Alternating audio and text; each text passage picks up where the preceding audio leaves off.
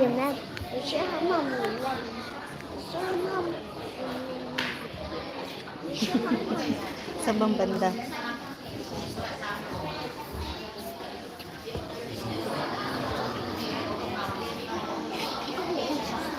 Wala naman, nasa mid lang.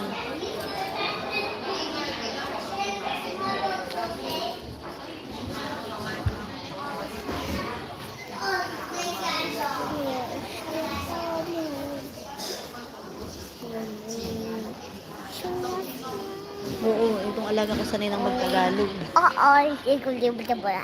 Oo. Oo, bala bala bala. Ano ba ito? Kilikili. Kilikili. Pagbalik ko nga dito, sabi ko, wala man lang ako na i-content, wala man lang ako na i-vlog. Isa lang yata yung na i-live ko, dalawa bale. Yung nasa kwarto kami at saka yung ano, yung maglilinis ng kuko.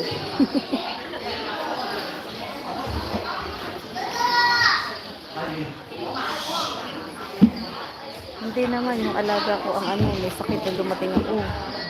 Nilalagnat. Eh ngayon nilabas ko kasi parang lalo siyang nagkakasakit sa loob ng bahay.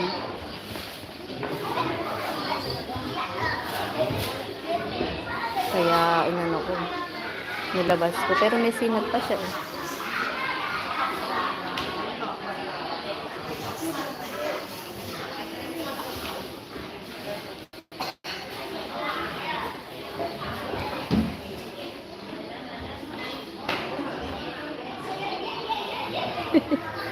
May sawi siya.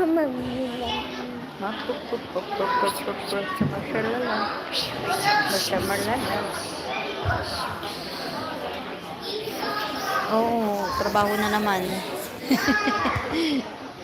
Pagkaraan nito eh, manganganak yung amo ko ng November. Naku po, lalo nang nabisi.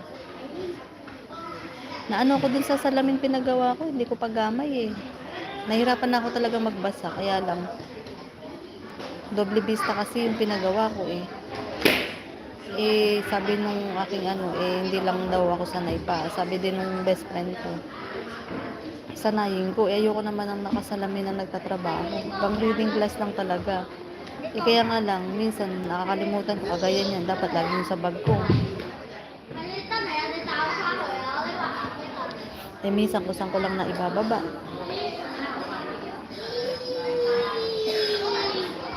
Eh, okay naman siya. Kapag tama yung tingin ko, di ba kasi yung sa baba niya, pambasa yun. Tapos may farsight. Ngayon, pagka yung halimbawa, nagbasa ako, bigla ako natingin sa ano, nahihilo ko. Dapat daw, hindi ko binibigla na ano. Eh, minsan kasi, di ba nga, mabibigla, hindi mo naman naasahan. Sabi ko, mahal-mahal pa nung napagawa ko. Sana pala, naganap na lang ako ng ano, ng mababang salamin. Ang pagkakamali ko kasi, hindi na ako nag-canvas. Nung tinuro sa akin yung Lazaro na yung Lazaro, yun nga, yung paggawa ng salamin. Hindi na ako lumabas, doon na. Doon ako nagpatingin, doon ako nagpa-check ng mata. Tsaka paggawa, eh, sabi sa akin, depende daw sa ano. Eh, nabot ng 3K eh. Eh, sabi ng iba, meron nakukuhang 1K, may tig 1K, may iba nga 600 na basta may frame. Eh, ako may frame. Ngayon, yung frame kong dala, eh, sabi sa akin sa clinic, baka daw hindi tumagal kasi parang rubber yung pinaka ano niya eh. Yung isa ko naman, eh, hiningi ng Ate Wenang, kapatid kong sumunod sa akin at kamata daw niya. Yun yung mata ko lang dati, 100 yung grado. Ay. Okay. Pag daw ako maingay, chat-chat ko na nga lang.